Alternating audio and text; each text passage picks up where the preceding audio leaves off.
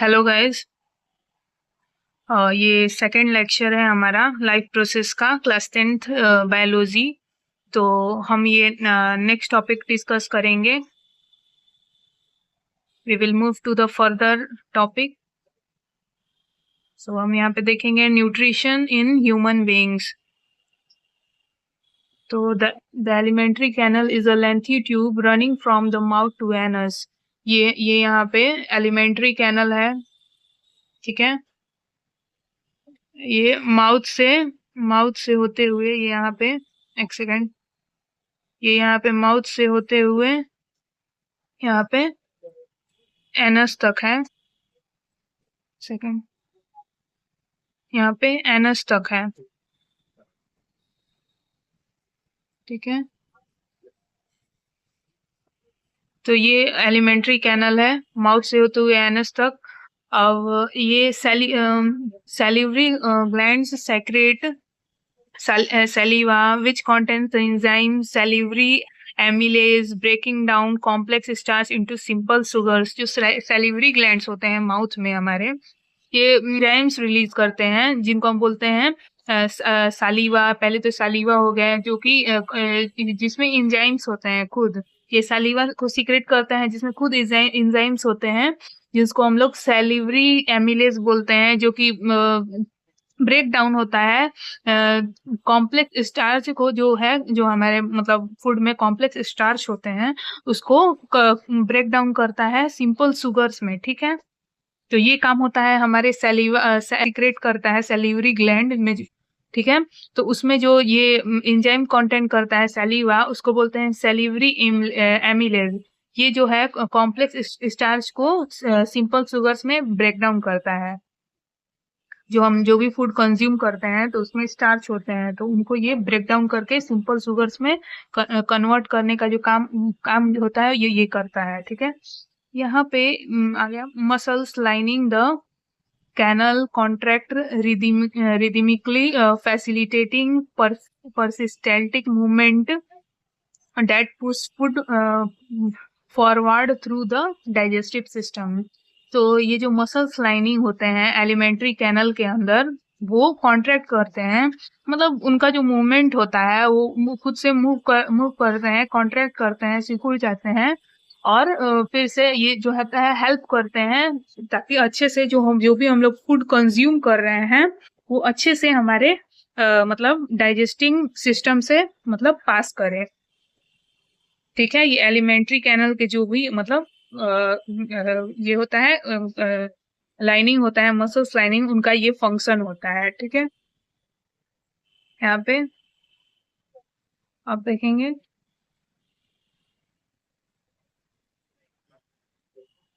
ये हो गया digestion in the stomach, digestion in the stomach. तो gastric glands within the stomach wall secrete hydrochloric acid, the enzyme pepsin and mucus. जो gastric glands होते हैं हमारे stomach के अंदर, वो हाइड्रोक्लोरिक एसिड को रिलीज करते हैं, या फिर और ये एंजाइम होता है पेप्सिन, म्यूकस, ये सबको, ये जो गैस्ट्रिक ग्लैंड्स होते हैं हमारे स्टमक के अंदर जो कि डाइजेस्टिव सिस्टम का पार्ट होता है, उसको गैस्ट्रिक ग्लैंड रिलीज करता है, हाइड्रोक्लोरिक एसिड रिलीज करता है, पेप्सिन रिलीज करता है, म्यूकस। अब इन सब का फंक्शन मतलब फंक्शन जो होता है वो क्या, मतलब इन लोगों का काम क्या होता है हमारे डाइजेशन में, हम ये देखेंगे। तो उसके लिए यहाँ पे hydrochloric acid establishes an acid enhancing the effectiveness of the protein digesting enzyme pepsin. तो यहाँ पे हाइड्रोक्लोरिक एसिड का जो काम होता है वो ये होता है ना कि वो एक ऐसा हमारे स्टमक में एक ऐसा मतलब एसिडिक इन्वायरमेंट कन्वर्ट कर देता है, बना देता है, जिससे मतलब हेल्प होता है कि जो भी हमारा ये प्रोटीन डाइजेस्ट करने वाला जो एंजाइम होता है पेप्सिन, उसको वो मतलब डाइजेस्ट कर पाए। तो ऐसा एसिडिक इन्वायरमेंट उसका बनाना, ये उसका फंक्शन होता है हाइड्रोक्लोरिक एसिड का, ठीक है। Under normal conditions, mucus shields the stomach inner lining from the corrosive effect of the acid. तो क्या होता है, जो म्यूकस जो होता है हमारे स्टोमक के इनर लाइनिंग में म्यूकस होता है, ठीक है। जो जो हमारे जो ये जो एसिड्स होते हैं, जो HCl एसिड जैसे एसिड्स हो गया जो कि रिलीज करता है स्टमक, उसके कोरोसिव इफेक्ट से हमारे इनर लाइनिंग, स्टमक के इनर लाइनिंग को ये जो होता है म्यूकस, वो प्रोटेक्ट करता है, सील्ड करता है। अब यहाँ पे देखते हैं नेक्स्ट पॉइंट पे। Pepsin functions as a protein digestive enzyme. Pepsin का ये जो काम होता है वो ये होता है कि ये as a protein digestive enzyme के मतलब इसका जो काम होता है वो होता है कि जितने भी प्रोटीन होते हैं उनको डाइजेस्ट करना। तो ये पेप्सिन भी एक एंजाइम है जो कि हमारे स्टोमक रिलीज करता है। ये भी एक डाइजेस्टिव जूस है। The release of food from the stomach into the small intestine is regulated by a sphincter muscle, allowing controlled passage in small amounts. तो जो भी स्टोमक से जो स्मॉल इंटेस्टाइन में फूड पास करता है, ये फर्दर प्रोसेस हो गया हमारे डाइजेशन का। तो इसमें क्या होता है कि ये जो स्फिंक्टर मसल होता है वो मतलब हेल्प करता है कि हम स्टोमक से जो फूड है वो स्मॉल इंटेस्टाइन में आ जाए अच्छे अच्छे तरीके से, ऐसा वो पैसेज बना देता है।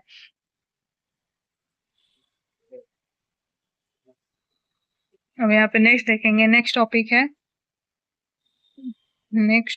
है यहाँ पे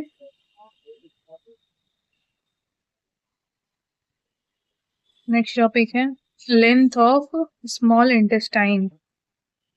तो जो स्मॉल इंटेस्टाइन है, एक सेकंड, तो जो स्मॉल इंटेस्टाइन है इसका लेंथ दिखा रहा है। तो herbivorous such as those consuming grass require an elongated small intestine to facilitate the digestion of cellulose. तो क्या वो हर्बीवोरस जो होते हैं ये एक ऐसे मतलब एनिमल हो गए, और एनिमल होते हैं जो कि ग्रास कंज्यूम करते हैं या फिर वेजिटेबल फ्रूट्स ये कंज्यूम करते हैं, ठीक है। तो उनके जो वो जो होते हैं उनके पास मतलब स्मॉल इंटेस्टाइन जो होता है वो उनके पास मतलब इलोंगेटेड स्मॉल इंटेस्टाइन, थोड़ा मतलब इलोंगेटेड बड़ा होता है, ठीक है, जिससे वो मदद कर सकें जो सेल्यूलोज होते हैं, जो सेल्यूलोज होते हैं, जो भी ग्रास मतलब जैसे ग्रास हो गया वो खाते हैं, तो उस फूड में जो कंज्यूम करते हैं ग्रास, उसमें सेल्यूलोज होता है, तो उसका अच्छे से डाइजेशन हो सके, तो इस वजह से उनके पास require an elongated small intestine, उनके पास थोड़ा इलोंगेटेड स्मॉल इंटेस्टाइन होता है हर्बीवोरस में। Second point, carnivores like tigers with a diet of easily digestible meat possess shorter small intestines. तो ये ठीक उसी तरह से कार्निवोरस एनिमल्स जो होते हैं जैसे टाइगर हो गए, लेपर्ड हो गए, या फिर ये सब जो होते हैं, तो वो एक ये ऐसा मतलब डाइट मतलब फूड कंज्यूम करते हैं जो कि इजीली डाइजेस्टिव, जैसे वो मीट खाते हैं या फिर कोई भी एनिमल का बॉडी खाते हैं, तो वो इजीली डाइजेस्टिबल हो जाता है, वो बहुत आसानी से डाइजेस्ट हो जाता है। तो इस वजह से उनके पास जो होता है वो शॉर्ट और छोटा स्मॉल इंटेस्टाइन जो होता है उनके पास उनका छोटा होता है। यहाँ पे थर्ड पॉइंट है यहाँ पे the small intestine serves as the location for the thorough digestion of carbohydrates, proteins, fats. तो स्मॉल इंटेस्टाइन जो होता है वो एक ऐसा लोकेशन होता है जो कि मतलब हेल्प करता है अच्छे से कोई जो कि न्यूट्रिएंट्स होते हैं हम फूड कंज्यूम करते हैं, उसमें जो न्यूट्रिएंट्स होते हैं वो अच्छे से डाइजेस्ट हो सके। तो इसमें ये स्मॉल इंटेस्टाइन ऐसे फंक्शन करता है कि अच्छे से जो भी न्यूट्रिएंट्स होते हैं जो हम फूड कंज्यूम करते हैं उसमें अच्छे से ये जो न्यूट्रिएंट्स तीनों है, कार्बोहाइड्रेट, प्रोटीन, फैट्स, ये अच्छे से डाइजेस्ट हो जाएं, ठीक है। नेक्स्ट पॉइंट है secretions from the liver and pancreas contribute to the digestive processes occurring in small intestine. तो जो लीवर हो गया यहाँ पे, ये लीवर हो गया, ये लीवर हो गया, यहाँ पे हो गया, और ये पेनक्रियाज हो गया। यहाँ पे लीवर, यहाँ पे लीवर, और ये पेनक्रियाज। ये दोनों का जो काम होता है, वो फंक्शन ये होता है, इन दोनों का फंक्शन ये होता है कि ये ऐसे मतलब जूस सेक्रेट करते हैं, रिलीज करते हैं, जिससे कि जो स्मॉल इंटेस्टाइन का जो भी फूड होता है वो अच्छे से मतलब डाइजेस्ट हो सके। देखिए, डाइजेस्टिव प्रोसेसेस को अच्छे से मतलब हो सके, जो कि स्मॉल इंटेस्टाइन में होता है, उसको वैसे हेल्प करते हैं जो लीवर और पैनक्रियाज से जो भी जूस या एंजाइम रिलीज होते हैं वो। यहाँ पे नेक्स्ट टॉपिक देखेंगे, bile juice from the liver. Bile juice from the liver, तो बाय फर्स्ट पॉइंट है, bile salts play a role in emulsifying fats, breaking large fats globule into smaller ones, thereby enhancing the efficiency of pancreatic enzymes. जो bile salts होते हैं, उनका ये काम होता है ना कि जो भी लार्ज फैट ग्लोब्यूल्स होते हैं, जो हम फूड कंज्यूम करते हैं, उसमें जो फैट होते हैं, जिनमें बहुत सारे फैट्स मॉलिक्यूल होते हैं, तो उन्हीं को ग्लोब्यूल्स बोलते हैं।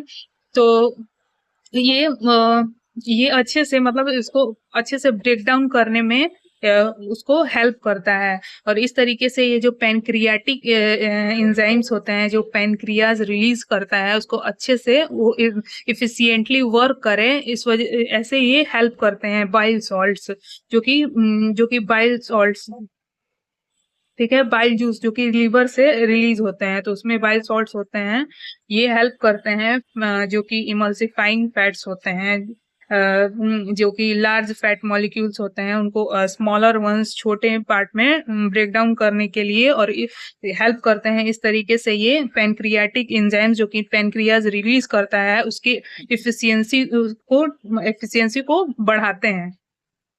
ठीक है, अब सेकंड पॉइंट यहाँ पे हो गया, the initially acidic food entering the small intestine undergoes alkalization through the action of bile juice, promoting the effectiveness of pancreatic enzymes. तो स्मॉल इंटेस्टाइन जो मतलब जो एसिडिक फूड होते हैं, जो कि इंटर करते हैं स्मॉल इंटेस्टाइन में, वो पहले एल्कलाइजेशन उनका होता है, उनको जो होता है, उनका नेचर को एल्कलाइन में कन्वर्ट किया जाता है थ्रू द एक्शन ऑफ, जो कि बाइल जूस, इसमें ये बाइल जूस हेल्प करता है। बाइल जूस जो है वो कोई भी मतलब फूड होता है, एसिडिक फूड, वो इंटर करता है स्मॉल इंटेस्टाइन में, तो पहले वो उसको एल्कलाइन बनाता है। ठीक है, इस तरीके से वो पैनक्रियाटिक जो एंजाइम्स होते हैं, पैनक्रियाज जो रिलीज करते हैं, उसके जो उसका जो काम होता है, उसमें वो हेल्प करता है, उसके फंक्शन को इनहेंस करता है। अब यहाँ नेक्स्ट टॉपिक हो गया, नेक्स्ट टॉपिक है यहाँ पे pancreatic juice from the pancreas. जो पैनक्रियाज होता है वो पैनक्रियाटिक जूस रिलीज करता है। ठीक है, तो फर्स्ट पॉइंट है, pancreatic juice includes enzymes. Pancreatic juice include enzymes such as trypsin, responsible for protein digestion, and lipase, which is involved in breaking down emulsified fats. तो ये जो पैनक्रियाटिक जूस होता है, ये ऐसे एंजाइम्स रिलीज करता है, जैसे हो गए ट्रिप्सिन। ट्रिप्सिन का फंक्शन होता है प्रोटीन को डाइजेस्ट करना, जो भी प्रोटीन जो भी हम फूड कंज्यूम करते हैं, तो उसमें प्रोटीन बनता है, तो उसको डाइजेस्ट करने में ये हेल्प करता है ट्रिप्सिन। ठीक है, लीपेज, ये सेकंड एंजाइम हो गया लीपेज, जो कि जिसका फंक्शन ये होता है कि जो इमल्सिफाइड फैट्स होते हैं, जो फैट्स होते हैं, उनको break down into the smaller ones में ब्रेक डाउन करने का जो फंक्शन होता है, वो करता है लीपेज। ठीक है, अब यहाँ पे सेकंड पॉइंट है, the small intestine walls house glands producing intestinal juice. तो स्मॉल इंटेस्टाइन का जो वॉल्स होता है, उसमें भी ग्लैंड्स होता है, ठीक है, स्मॉल इंटेस्टाइन में भी। तो उसका जो ग्लैंड होता है वो इंटेस्टिनल जूस प्रोड्यूस करता है, ठीक है। तो enzymes in the intestinal juice convert protein to amino acids, complex carbohydrates to glucose, and fats to fatty acid and glycerol। तो यहाँ पे ये बोल रहा है ना कि ये जो एंजाइम्स होते हैं जो कि रिलीज करता है स्मॉल इंटेस्टाइन, जिसको इंटेस्टिनल जूस बोलते हैं, वो प्रोटीन को कन्वर्ट करता है एमिनो एसिड्स में, कॉम्प्लेक्स कार्बोहाइड्रेट्स जो होते हैं उसको ग्लूकोज में कन्वर्ट करता है, और फैट्स को फैटी एसिड्स में कन्वर्ट करता है, और ग्लाइसरोल में भी कन्वर्ट करता है। Fats to fatty acids and glycerol दोनों में कन्वर्ट करता है, ठीक है। नेक्स्ट पॉइंट हो गया, the inner lining of the small intestine has numerous finger like projection called villi. जो इनर लाइनिंग होता है स्मॉल इंटेस्टाइन का, उसमें बहुत सारे फिंगर लाइक प्रोजेक्शंस होते हैं, तो ऐसे मतलब एज फिंगर की तरह, तो जिनको हम विली बोलते हैं, विली। इनका भी अब कुछ फंक्शन होता है जो हम देखेंगे यहाँ पे नीचे नेक्स्ट टॉपिक में। So here the next topic is, यहाँ पे ये नेक्स्ट टॉपिक हो गया फंक्शन ऑफ विली। तो फर्स्ट पॉइंट है, enhances the surface area available for absorption. ये जो सरफेस एरिया होता है जहाँ से एब्जॉर्प्शन होता है, स्मॉल इंटेस्टाइन का जो सरफेस एरिया है जहाँ पे जो भी फूड हम डाइजेस्ट होता है, तो वहाँ पे जो भी फंक्शंस होते हैं उसमें बहुत सारे मतलब जो एब्जॉर्प्शन होता है तो उसको वो उसमें जो सरफेस एरिया होता है उसको इनहेंस करता है, ठीक है। उसको अच्छे से मतलब अच्छे से उसको बनाता है ताकि वो अच्छे से एब्जॉर्ब कर पाए, ठीक है। सेकंड पॉइंट है विली। हम नेक्स्ट टॉपिक देखेंगे, respiration.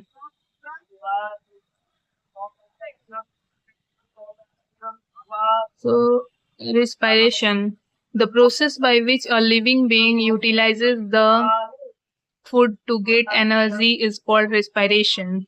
Respiration is an oxidation reaction in which carbohydrate is oxidized to produce energy। एक ऐसा फेनोमेनन होता है, प्रोसेस होता है जिसमें जो बॉडी होता है वो मतलब जो भी फूड होता है उसको यूटिलाइज करता है, जैसे कि एक्सटर्नली एटमॉस्फेयर से बॉडी जो है वो ऑक्सीजन लेता है, ठीक है, उसको कन्वर्ट करता है, ऑक्सीजन लेके उसको कन्वर्ट करता है कार्बोहाइड्रेट में, जिसमें ताकि वो एनर्जी प्रोड्यूस कर सके, ठीक है। तो एनर्जी प्रोड्यूस कर सके, और ये जो एनर्जी होता है, रिस्पायरेशन जो होता है वो ऑक्सीडेशन रिएक्शन है, ठीक है, जिसमें कार्बोहाइड्रेट जो होते हैं जो कि हम फूड कंज्यूम करते हैं उसमें कार्बोहाइड्रेट होता है, उसको ऑक्सीडाइज करता है ताकि वो एनर्जी प्रोड्यूस कर सके, और ये मतलब एटमॉस्फेयर से ऑक्सीजन लेता है और कार्बोहाइड्रेट को ऑक्सीडाइज करता है और उसको एनर्जी को, ताकि एनर्जी का प्रोडक्शन हो सके। और ये जो एनर्जी होता है ये कहाँ पे होता है, mitochondria is the site of respiration and the energy released is stored in the form of ATP, जो कि एक एक्रोनीम है, जिसका फुल फॉर्म होता है एडेनोसिन ट्राइफॉस्फेट, ठीक है। तो यहाँ पे ये है, बोल रहा है ना कि माइटोकॉन्ड्रिया जो होते हैं, जो हमारे सेल्स, बॉडी सेल्स के अंदर होते हैं, तो वो वही वो साइट है, वही वो जगह है जहाँ पे रिस्पायरेशन होता है, और वहीं पे एनर्जी रिलीज होता है जो कि एटीपी के फॉर्म में होता है, ठीक है। तो एटीपी को हम लोग energy currency of the cell भी बोलते हैं, एटीपी को energy currency of the cell भी बोलते हैं। और जैसा कि मैंने बताया कि एटीपी एक एक्रोनिम है और इसका जो फुल फॉर्म होता है वो एडेनोसिन ट्राइफॉस्फेट होता है। तो ATP is stored in mitochondria and is released as per the need. ATP जो होता है वो माइटोकॉन्ड्रिया में होता है और जरूरत जैसे जैसे जरूरत होता है वैसे वैसे वो रिलीज होता है। तो माइटोकॉन्ड्रिया जो होता है वो हमारे सेल्स में होता है, ठीक है। Next topic, steps of respiration. Steps of respiration, first topic, the breakdown of glucose into pyruvate occurs in the cytoplasm. जो ग्लूकोज होता है, जो भी हम फूड कंज्यूम करते हैं तो उसमें ग्लूकोज बनता है बॉडी में, तो जो उसका ब्रेकडाउन होता है, टूटता है, तो उसमें पायरुवेट बनता है। ठीक है, ये स्टेप्स है रिस्पायरेशन का, ये एक प्रोसेस है जिसमें ये सब चीज होता है जो हम बता रहे हैं। तो इसमें पायरुवेट बनता है जो कि साइटोप्लाज्म में ये मतलब ये केमिकल प्रोसेस होता है। जो ग्लूकोज होता है उसका ब्रेकडाउन पायरुवेट में। ठीक है, तो साइटोप्लाज्म जो है ये हमारे सेल्स का एक पार्ट है। During this process A glucose molecule with 6 carbon atom is transformed into pyruvic acid which consists of 3 carbon atoms।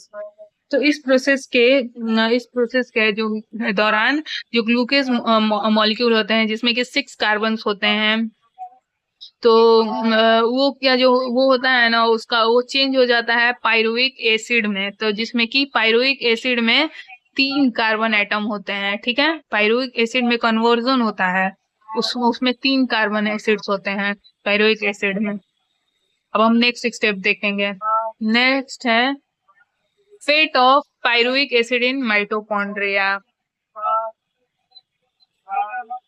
अब यहाँ पे कलर चेंज कर देते हैं। ठीक है,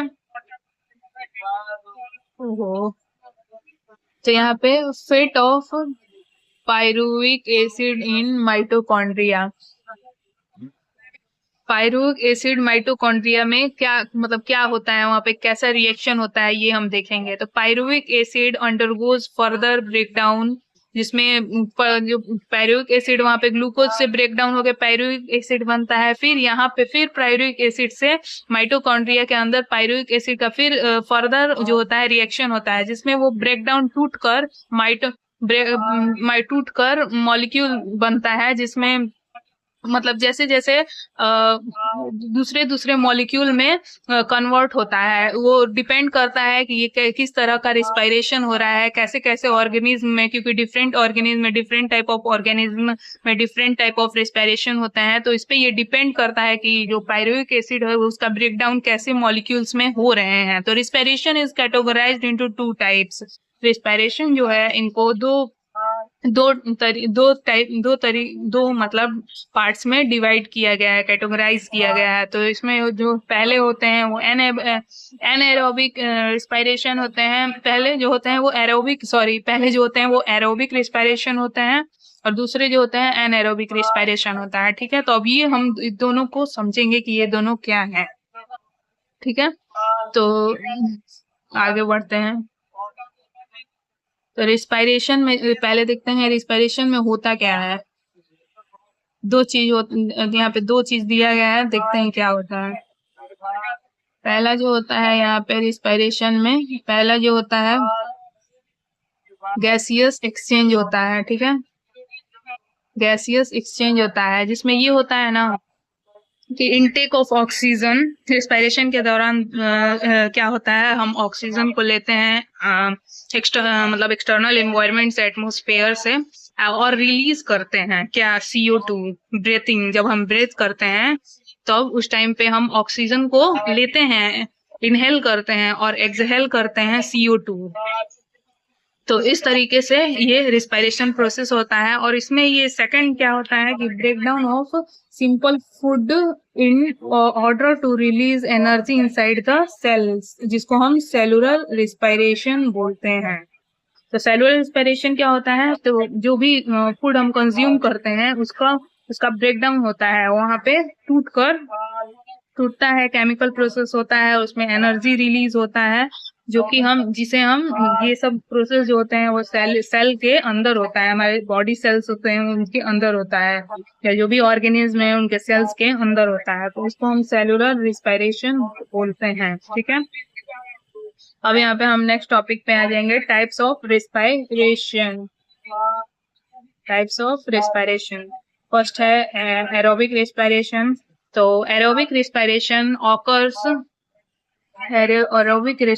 occur in the presence of oxygen. ये जो है मेन पॉइंट है। तो एरोबिक रिस्पायरेशन कब होता है, जब ऑक्सीजन वहां पे प्रेजेंट होता है, तब ये रिस्पायरेशन होता है। ये केमिकल रिएक्शन होता है। तो pyruvic acid undergoes conversion into carbon dioxide, releasing energy and culminating in the formation of water molecules. तो पायरुविक एसिड जो होता है ना, उसमें क्या होता है, कन्वर्जन होता है। कन्वर्जन होता है जो कि कार्बन डाइऑक्साइड में कन्वर्ट होके कार्बन डाइऑक्साइड बनता है, जिसमें एनर्जी रिलीज होता है और as a result water molecules बनता है। ठीक है। और यहाँ पे सेकंड पॉइंट है anaerobic respiration. Anaerobic respiration occurs in the absence of oxygen. ये जो है इसका मेन पॉइंट है। यहाँ पे यहाँ पे ऑक्सीजन जो होता है वो एब्सेंट होता है। ठीक है, ऑक्सीजन नहीं होता है। तो pyruvic acid is converted into इधर इथाइल अल्कोहल और लैक्टिक एसिड। तो पायरुविक एसिड इसमें जो होता है वो या तो कन्वर्ट होके बन जाता है इथाइल अल्कोहल में या फिर लैक्टिक एसिड में। ठीक है। तो ethyl alcohol typically forms in microbes such as yeast और बैक्टीरिया। माइक्रोब्स होते हैं, माइक्रोब जो होते हैं जैसे कि ईस्ट हो गया, बैक्टीरिया हो, तो उसमें वो ये जो होता है इथाइल अल्कोहल फॉर्म होता है। ये जो रिस्पायरेशन होता है वो ईस्ट और बैक्टीरिया में होता है। ठीक है, उसमें इथाइल अल्कोहल बनता है ड्यूरिंग एनएरोबिक रेस्पिरेशन। ये एनएरोबिक रेस्पिरेशन जो होता है तब होता है। Lactic acid is produce in certain microbes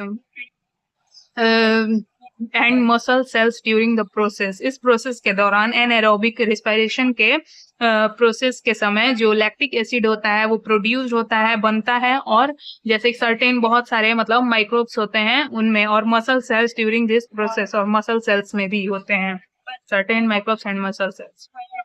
ठीक है, ये दोनों समझ गए। एरोबिक रेस्पिरेशन जो होता है ये होता है ऑक्सीजन के प्रेजेंस में, और एनारोबिक रेस्पिरेशन जो होता है वो होता है ऑक्सीजन के एब्सेंस में। समझिए। अब यहाँ पे ये रिएक्शन देखेंगे। यहाँ पे हम देखते हैं कि ग्लूकोज है जो कि हमारे फूड से आता है।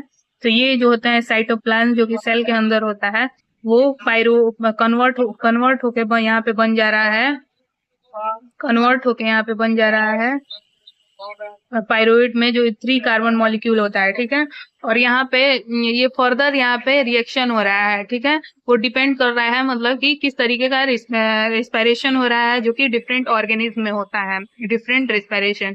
तो यहाँ पे एब्सेंस ऑफ ऑक्सीजन, यहाँ पे फर्स्ट है एब्सेंस ऑफ ऑक्सीजन। तो एब्सेंस ऑफ ऑक्सीजन, जहाँ ऑक्सीजन नहीं है तो इसको हम लोग क्या बोलते हैं, एनाएरोबिक रेस्पिरेशन, जो कि ईस्ट में होते हैं, जो माइक्रोब्स है एक जो ईस्ट में होता है। इथेनॉल, कार्बन डाइऑक्साइड, एनर्जी, जो कि इथेनॉल यहाँ पे इथाइल अल्कोहल इथेनॉल बोल रहा है, और यहाँ पे कार्बन डाइऑक्साइड और एनर्जी, ये तीनों फॉर्म हो रहे हैं। और यहाँ पे ये जो है लैक ऑफ ऑक्सीजन, यहाँ भी ऑक्सीजन नहीं है, तो जो कि हमारे मसल सेल्स में भी कभी कभी ऑक्सीजन नहीं होता है, तो उस टाइम पे एनारोबिक रेस्पिरेशन हो जाता है। तो इसमें जो होता है लैक्टिक एसिड बन जाता है, और इसके साथ एनर्जी बनता है और लैक्टिक एसिड बन जाता है, जो कि ये भी 3 कार्बन मॉलिक्यूल है। तो यहाँ पे ये प्रेजेंस ऑफ ऑक्सीजन, यहाँ पे एरोबिक रिस्पिरेशन हो रहा है, जो कि माइटोकॉन्ड्रिया में होते हैं, जो सेल्स के अंदर होते हैं। इसमें कार्बन डाइऑक्साइड, वाटर, एनर्जी, तीनों का फॉर्मेशन हो रहा है। ठीक है, तो ये हो गया breakdown of glucose by various pathways. Different तरीके से कैसे उसका ब्रेकडाउन हो रहा है ग्लूकोज का। अब यहाँ पे हम देखेंगे pain in leg muscles while running. हम लोग जनरली देखते हैं कि हम जब रनिंग करते हैं तो हमारे जो लेग मसल्स होते हैं, लेग के जो मसल्स होते हैं उसमें पेन होने लगता है। तो ऐसा क्यों होता है, तो इसके पीछे का रीजन हम जानेंगे। तो यहाँ पे क्या होता है कि intense running triggers anaerobic respiration in muscle cells driven by an increased demand for energy। तो जब हम बहुत ज्यादा मतलब रनिंग कर लेते हैं तो उस टाइम पे क्या होता है कि एनाएरोबिक रिस्पिरेशन हो जाता है हमारे बॉडी सेल्स के अंदर, तो इसमें इसमें क्या होता है कि जो एनर्जी का जो डिमांड होता है वो बढ़ जाता है। तो यहाँ पे the process of anaerobic respiration produces lactic acid contributing to a throbbing pain in the muscles. तो यहाँ पे हम देखेंगे लैक्टिक एसिड कब बनता है, जब एनारोबिक रेस्पिरेशन होता है। तो इस वजह से यहाँ पे हमारे जो मसल्स होते हैं, हमारे लेग मसल्स, उसमें पेन होने लगता है, क्योंकि यहाँ पे लैक्टिक एसिड वहाँ पे एक्यूमुलेट हो जाता है। ठीक है। तो resting after the activity helps alleviate the pain caused by the disposition of lactic acid। तो जब हम रेस्ट करते हैं तो उस टाइम पे, ऐसे टाइम पे हम क्या करते हैं, रेस्ट करते हैं। तो उस टाइम में क्या होता है, जो वहाँ पे लैक्टिक एसिड जो हमारे मसल्स में एक्यूमुलेट हो गए हैं वो हट जाते हैं, खत्म हो जाते हैं। तो हमारा जो पेन होता है वो ठीक हो जाता है। ठीक है, वो हम नेक्स्ट क्लास में पढ़ेंगे। अगर आपको ये मेरा टॉपिक इंटरेस्टिंग लगा हो, यूजफुल लगा हो, तो नेक्स्ट क्लास में भी आप जरूर आइएगा, मेरे वीडियो को जरूर वो देखिएगा। और अगर वीडियो अच्छा लगे तो do like, subscribe and share. So अब नेक्स्ट वीडियो में मिलते हैं।